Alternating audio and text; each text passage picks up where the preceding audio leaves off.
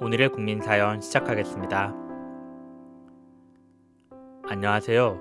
저는 얼마 전까지 남들처럼 평범한 일상을 살아가던 20대의 여자입니다. 아직 어린 나이에 제가 얼마 전에 너무 기가 막힌 일을 겪어서 사연을 보내보았어요. 저도 제가 어떻게 해야 되는지 잘 모르겠습니다. 제 이야기 한번 들어봐 주시고 저보다 많이 살아오신 여러분들께서 좋은 말씀과 조언 해주셨으면 좋겠어요. 저는 지금 인터넷으로 옷을 파는 일을 하고 있어요. 처음에는 부모님과 함께 살면서 시작했었는데 장사가 너무 잘 되어서 지금은 집을 따로 구해서 살고 있습니다. 혼자는 아니고 귀여운 고양이 한 마리 키우고 있어요. 새벽에는 도매시장에 옷을 떼러 가고 낮에는 주문받은 옷들을 택배 박스에 포장하느라고 눈코 뜰 새가 없지요. 그래서 부모님이 살고 계신 집에는 자주 들리지 못하고 있어요. 사실 저는 애정 결핍 증상이 있답니다. 어릴 때 부모님한테 사랑을 별로 못 받아서 항상 다른 사람들의 관심에 목말라 하고 있어요. 특히 엄마가 저를 많이 차갑게 대하셨어요. 하나밖에 없는 외동딸이면 살갑게 대해주실 법도 한데 엄마는 저를 엄하게 키우셨지요. 그래서 그런지 어른이 되어서도 저는 주변 사람들과 친밀하게 지내는 게 서툴렀어요. 마음은 가까이 가고 싶은데 어떻게 해야 되는지 몰라서 엉뚱한 이야기만 하곤 했었네요. 그런 성격이다 보니 대학을 졸업하고 처음 들어간 직장에서도 적응을 하지 못했습니다.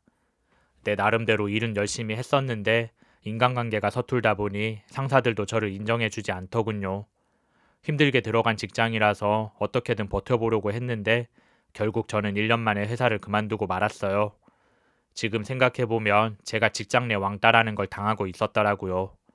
도저히 견딜 수가 없어서 그만두게 된 거였는데 엄마는 늘 그랬듯이 내 탓을 하셨습니다. 그건 전부 네가 나약해서 그런 거야. 남들은 다들 잘 버티면서 일하는데 넌 왜 그 모양이니? 엄만 젊을 때 안 그랬는데 넌 왜 그런지 모르겠구나. 엄마가 나를 위로해 줄 거라는 기대는 하지 않았지만 막상 그런 말을 들으니 저는 눈물이 나더군요. 하지만 내가 울면 엄마가 또 한 소리 할 것 같아서 저는 꾹 참았습니다. 어릴 때부터 그런 소리를 듣고 자라서 그런지 정말 내 잘못인 것 같기도 하더군요. 암튼 그렇게 회사를 그만두고 나서 저는 혼자 할 수 있는 일을 찾아보았고 그러다가 시작한 일이 인터넷 쇼핑몰 사업이었죠. 물론 이 일도 쉽지는 않았습니다.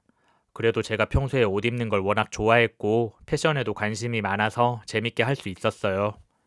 사람들의 취향에 맞추기보다는 유행하는 스타일이 아니더라도 내가 좋아하는 옷을 가져와서 팔기 시작했더니 조금씩 찾는 사람들이 생겼습니다. 가끔은 옷이 너무 예쁘다며 칭찬하는 글도 올라오곤 한답니다. 그런 글을 보면 저는 더 힘이 나서 열심히 일을 할 수 있었어요. 인터넷 쇼핑몰이라고 하면 하루 종일 컴퓨터만 붙들고 있는 줄 아는데 생각보다 몸 쓰는 일이 많았습니다. 저도 이 일을 시작하기 전에는 힘들 거라고 생각을 못 했는데 막상 해보니 컴퓨터보다는 파스가 더 필요한 일이더군요. 무거운 옷을 들고 왔다 갔다 하는 것도 힘들었지만 제품 사진도 찍어야 하고 택배 상자도 옮겨야 하는 일이 전부 육체 노동이었어요. 바쁠 때는 아르바이트를 쓰기도 하지만 웬만한 일은 전부 혼자서 해내고 있기 때문에 말 그대로 몸을 갈아넣고 있었습니다. 그래도 돈 버는 재미에 힘든 줄도 몰랐네요. 심하게 무리를 한 날에는 피로를 풀기 위해서 동네 목욕탕에 가곤 한답니다. 뜨거운 물에 몸을 담그고 가만히 앉아 있으면 하루 종일 일했던 피로가 싹 풀리는 기분이 들더군요. 그리고 저는 목욕탕에 가면 꼭 세신사에게 몸을 맡깁니다. 처음에는 내 몸을 다른 사람이 만진다는 게 부끄러워서 망설였는데 우연히 한번 세신을 받고 났더니 다음부터는 끊을 수가 없더라고요. 뜨거운 탕 속에서 노곤하게 몸을 푸는 것도 좋지만 세신을 받지 않으면 목욕을 하다 만 것처럼 허전한 기분이 들었습니다. 내 손으로 때를 미는 것과는 차원이 다른 개운함이 있더군요. 남들은 세신비가 비싸다고 하는데 저는 그 돈이 전혀 아깝지 않았습니다. 일주일 동안 쌓인 피로와 묵은 때를 한 방에 풀어주는데 그 정도 금액이면 저렴한 편이지요. 그런데 하루는 목욕탕에 가서 때를 밀려고 했는데 늘 보던 사람이 아닌 처음 보는 아주머니가 오시더라고요. 전에 계셨던 분은 그만두셨나 봐요. 네, 제가 오늘부터 여기서 일하게 되었어요. 아가씨가 바로 제 첫 손님이랍니다. 저는 아무래도 늘 하던 사람이 아니어서 조금 긴장을 했었지요. 그걸 눈치챈 아주머니는 걱정하지 마세요. 저도 나름대로 경력이 있어서 잘 해드릴 수 있어요. 라고 말을 하더군요. 밝은 성격에 웃는 인상의 아주머니였는데 저는 왠지 편한 느낌이 들었습니다. 아주머니 말대로 오래 일을 해오셨는지 기분 좋게 때를 밀어주시더군요. 그러다가 문득 아주머니가 말을 거셨습니다. 그런데 이 점은 어릴 때부터 있던 점인가요? 제 오른쪽 옆구리 부분에 커다란 나비 모양의 점이 있는데 그걸 보고 하는 말이더군요. 네, 부모님 말에 의하면 날 때부터 있었대요. 그런가요? 신기하네요. 우리 딸도 여기에 비슷한 점이 있었는데. 그 말에 저는 반가워하며 딸이 지금 몇 살이냐고 물었어요. 살아있다면 아마 아가씨랑 비슷한 나이가 되었겠지요. 그런데 제 딸은 지금 제 곁에 없답니다. 그 말을 하면서 아주머니는 침울한 표정을 짓더군요. 그래서 저는 더 이상 물어볼 수가 없었습니다. 아마도 남들에게는 말 못할 슬픈 사연이 있나 보다 생각했었네요. 그리고 며칠이 지났습니다. 아버지가 모처럼 제가 사는 집 근처로 오셨다며 얼굴이나 한번 보자고 하더군요. 외근 나온 동네가 근처라서 연락을 했다고 했습니다. 우리 딸 안 바쁘면 같이 국밥이나 한 그릇 하자. 아빠 배고프다. 엄마랑 다르게 아빠는 내게 다정한 성격이었어요. 일하느라고 항상 바빠서 얼굴 보기 힘들어서 그렇지 함께 있을 땐 제게 잘 대해주셨어요. 아빠의 연락을 받고 저는 집 근처에 있는 국밥집으로 갔습니다. 아빠는 맨날 국밥만 먹어요. 우리도 근사한 데 가서 칼질 좀 합시다. 근사한 데 가봤자 비싸기만 하고 느끼해서 못 먹어. 한국 사람은 역시 국밥이 최고지. 여기요, 우리 소주도 한 병 줘요. 아빠는 무슨 대낮부터 술이야. 아직 일하는 중이잖아요. 괜찮아. 내가 이럴 때 아니면 언제 딸이랑 둘이 술 한잔 하겠어. 오랜만에 우리 딸 얼굴 보니까 기분이 좋아서 한잔 해야겠다. 그날따라 아빠는 기분이 좋아 보이셨어요. 저도 덩달아 기분이 좋아져서 오랜만에 아빠랑 둘이 국밥에 소주 한잔 마셨네요. 기분 좋게 취해서 이런저런 이야기를 나누고 있었는데 건너편 테이블에 익숙한 얼굴이 보였어요. 목욕탕 세신사 아주머니가 혼자 늦은 점심을 먹으러 왔더라고요. 저는 반가운 마음이 들어서 아주머니한테 인사를 했습니다. 저를 본 아주머니도 멋쩍게 인사를 하더군요. 누구신데 그렇게 반갑게 인사를 해? 잘 아는 사람이야? 그럼 저분이 바로 내 몸과 마음을 깨끗하게 해주시는 분이라고. 내 말에 아버지도 고개를 뒤로 돌려 그 아주머니에게 꾸벅 인사를 했습니다. 그런데 그 순간 아주머니가 놀란 표정을 짓더니 식사도 다 하지 않았는데 가게를 나가버리더군요. 서둘러 나가는 모습이 뭔가에 많이 놀란 것 같았습니다. 그런데 그 아주머니를 본 아버지도 이상한 말을 하더군요. 수영아, 너 저 사람 어디서 만났어? 조금 전까지 웃는 얼굴로 농담을 건네던 아버지는 그 사이 심각한 표정으로 변해 있더라고요. 그냥 동네 목욕탕에서 때밀어주는 아주머니예요. 제가 그 목욕탕 단골이거든요. 그런데 왜 그러세요, 아빠? 아무것도 아니다. 그냥 아빠가 보기엔 좀 이상한 사람 같아서 그런 거야. 저런 사람이랑 가까이에서 좋을 거 하나도 없다. 그러니까 앞으로는 그 목욕탕 가지 마. 알았지? 아빠의 말이 잘 이해되지는 않았지만 저는 그날 이후 그 목욕탕의 발길을 끊었어요. 아빠가 그렇게 말씀하신 게 뭔가 이유가 있을 거라고 생각했습니다. 그런데 매주 가던 목욕탕을 안 가고 있으려니까 좀이 쑤셔서 견딜 수가 없더라고요. 멀리 다른 동네에 있는 목욕탕에도 가보았는데 개운하지도 않고 아무래도 그 아주머니의 손길이 그립더군요. 가뜩이나 일이 많아져서 몸은 피곤한데 제대로 풀지를 못하니 근육이 굳어서 움직일 수가 없었습니다. 할 수 없이 저는 한 달 만에 원래 가던 목욕탕으로 돌아갔었지요. 세신사 아주머니는 저를 보고 유난히 반가워하셨습니다. 한동안 안 보이길래 이제는 안 오는 줄 알았어요. 내가 그동안 아가씨 얼굴 얼마나 보고 싶어 했는지 알아요? 안 그래도 저도 아주머니의 손길이 많이 그리웠어요. 오늘 저 때 많이 나올 것 같은데 괜찮죠? 내 말에 아주머니는 기분이 좋았는지 오늘은 서비스로 팩도 해드릴게요. 라고 하더군요. 그날따라 아주머니는 평소보다 말이 많으셨어요. 오랜만에 봐서 그런지 나에 대한 이야기를 이것저것 물어보시더군요. 저도 덩달아 아주머니랑 실컷 수다를 떨고 나왔습니다. 원래 사람들이랑 이야기하는 걸 별로 좋아하지 않았는데 아주머니랑은 이상하게 말이 잘 통하더라고요. 이렇게 좋은 분이신데 아빠는 왜 이상하다고 했는지 모를 일이었습니다. 그런데 얼마 후 저는 아빠가 왜 그렇게 행동을 했는지 알게 되었어요. 그 사실을 알고 나서 저는 정말 큰 충격을 받았습니다. 그날은 엄마의 생신이라서 오랜만에 부모님이 살고 계신 집에 들렀지요. 번호키를 누르고 거실로 들어섰는데 안방에서 엄마 아빠가 싸우는 소리가 들리더군요. 부모님은 내가 온 줄도 모르고 큰 소리로 이야기를 나누고 있었습니다. 당신 이거 어떻게 할 거예요? 수영이가 알면 어쩌려고? 괜찮아. 내가 다 알아서 할 테니까 당신은 그냥 모른 척하고 있어. 저는 가만히 듣고만 있을 수가 없어서 저 왔어요. 그런데 두 분 무슨 일로 싸우시는 거예요? 라며 인기척을 내었지요. 내 목소리에 부모님이 화들짝 놀라시더군요. 수영이 왔어? 아무 일도 아니다. 넌 신경 쓸 거 없고. 어여 씻고 와라. 아빠가 오늘 수영이 좋아하는 갈비찜 해놨어. 아빠는 괜히 두서없이 말을 하면서 급하게 무언가를 감추더군요. 얼핏 봤더니 무슨 종이 같았습니다. 뭔가 이상한 생각이 들었지만 저는 모른 척하고 더 이상 물어보지 않았어요. 그리고 엄마한테 준비해간 선물을 드렸습니다. 하지만 엄마는 별로 기뻐하지 않더군요.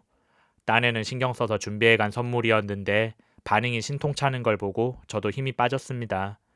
그날 밤은 시간이 늦어서 자고 가기로 하고 저는 일찍 잠자리에 들었습니다. 부모님은 아직도 내가 살던 방을 치우지 않고 그대로 두셨더군요. 나가 산 지 오래되다 보니 20년 가까이 생활했던 내 방이 이제는 낯설게 느껴졌습니다.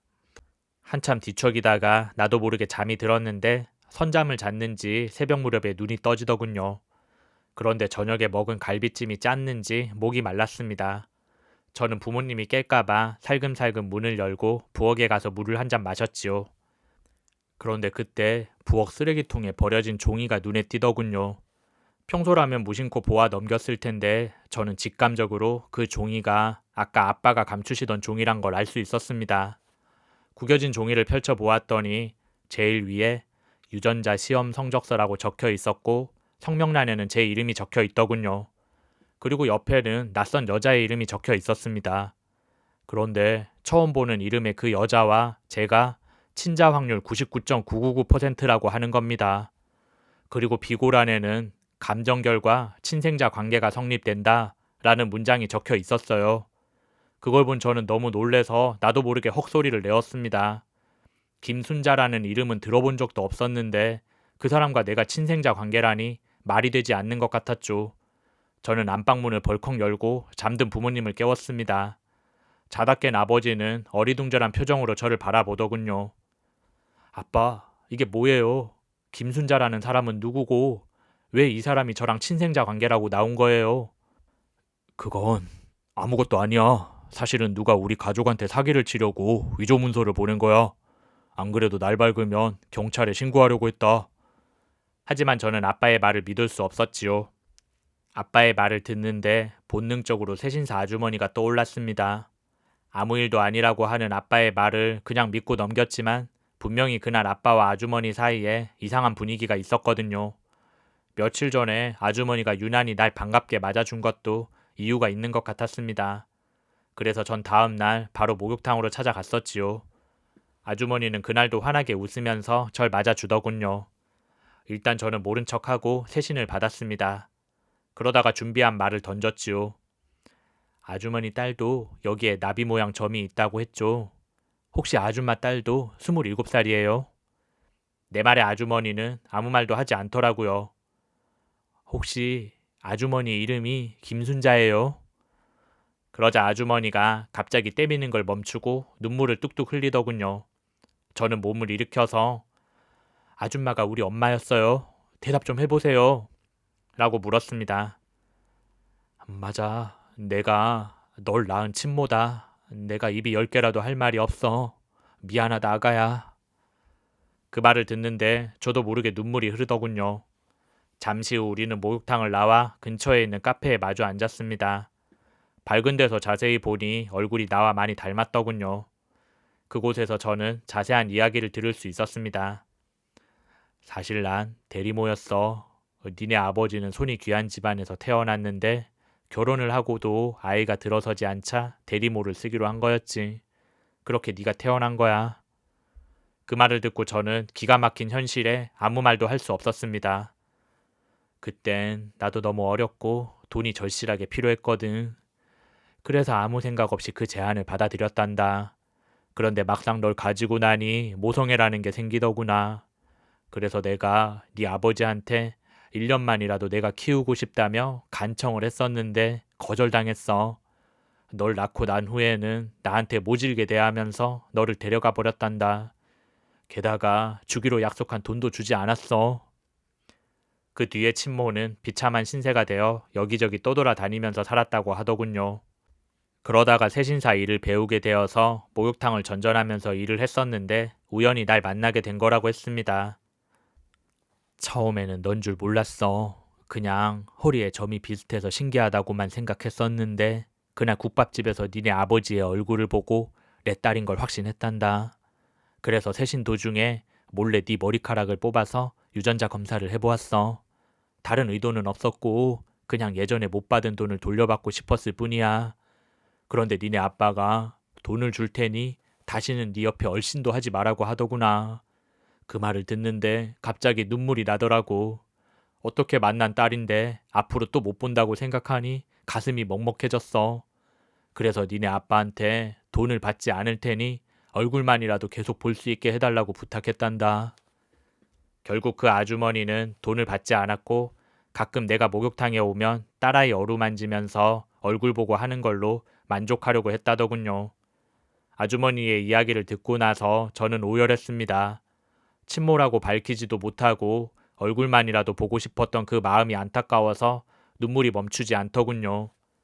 그리고 엄마가 그동안 내게 정없이 행동한 것도 전부 이해가 되었습니다. 그날 이후 저는 종종 친모를 찾아가서 딸 노릇하면서 살고 있어요. 그 사실을 알게 된 부모님은 내게 화를 많이 내시더라고요. 그래서 저는 아빠에게 내가 당신들이랑 인연 안 끊고 사는 것만으로도 다행인 줄 아세요. 키워주신 은혜는 고맙지만 날 낳아주신 엄마도 내 엄마잖아요. 저는 그 인연 내치지 못해요. 라고 했습니다. 그리고 저는 그동안 쇼핑몰 일을 하면서 모은 돈을 친모에게 드렸어요. 아빠 대신 제가 이 돈 드릴게요. 그동안 힘들게 사셨는데 딸이 주는 용돈이라고 생각하고 받아두세요. 아니다. 이 돈은 네가 고생해서 번 돈이니까 네가 써야지. 난 필요 없어. 그냥 가끔 이렇게 네 얼굴 보는 것만으로도 행복해. 이제 난 죽어도 여한이 없구나. 행복하다는 그 말에 저도 마음속에서 행복한 기분이 들었습니다. 누군가에게 조건 없이 사랑을 받는다는 게 이런 기분이구나 생각했었네요. 아직은 이런 상황이 혼란스럽지만 행복한 마음을 계속 간직하고 싶습니다. 이야기 들어주셔서 감사드리고요. 제 이야기는 여기서 마치겠습니다.